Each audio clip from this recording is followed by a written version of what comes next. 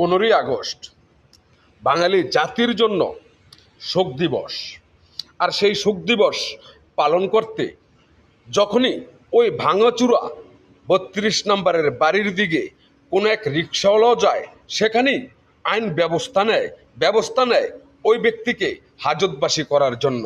কিন্তু আমার প্রশ্ন, আমাদের এই বিএনপি বর্তমান যে ক্ষমতাশালী দল, জনাব তারেক রহমান, আপনার বাবাও নাকি একজন বীর মুক্তিযোদ্ধা। আর যেদিন থেকে আপনার বাবাকে বীর মুক্তিযোদ্ধা বলবেন, আমি সেদিন থেকেই আপনাকে কুলাঙ্গার বলে আখ্যায়িত করব। কারণ আপনি যদি মুক্তিযোদ্ধার সন্তান হতেন, আর আপনার দলে যদি কোনো মুক্তিযোদ্ধা থাকতো, তাহলে অবশ্যই বঙ্গবন্ধুকে 100-র মধ্যে 10% হলো রেসপেক্ট করতো। এবং এই ভাঙাচুরা বাড়িতে কে ফুল দিল, কে সেই বাড়িকে ধুয়ে আবার পরিষ্কার করলো, সেদিকে আপনারা নজর দিতেন না।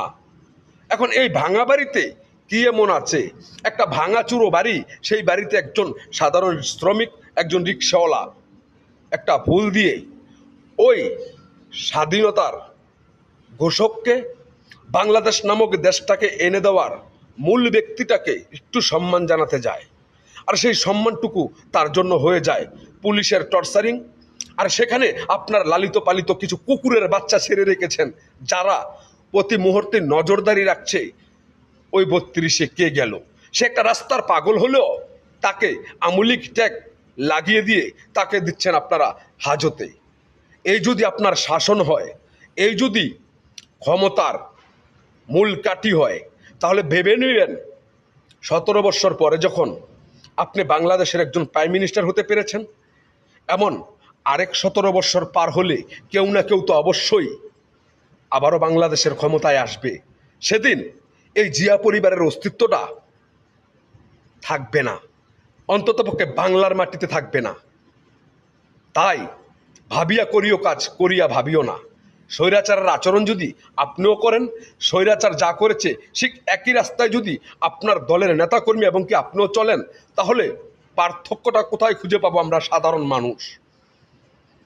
এই রাজনীতি আর এই রাজনীতির উল্টো পৃষ্ঠাটাকে, ভাও পৃষ্ঠাটাকে, দোনোটাকে ময়লায় আবর্জনায় ভরপুর করে দিয়েছেন আপনাদের মতন রাজনীতিবিদরা।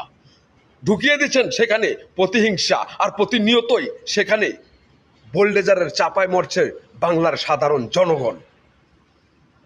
বঙ্গবন্ধু আর জিয়াউর রহমান কাউকেই তো আমরা ছোট করে দেখি না। তাহলে আজ বঙ্গবন্ধুকে ছোট বানিয়ে আপনার বাবাকে আপনি উপরে তুলতে চাচ্ছেন। লাখে আল্লাহ মারেকে আল্লাহ যাকে উপরের দিকে উঠায়, নিচে নামানের সাধ্য কোনো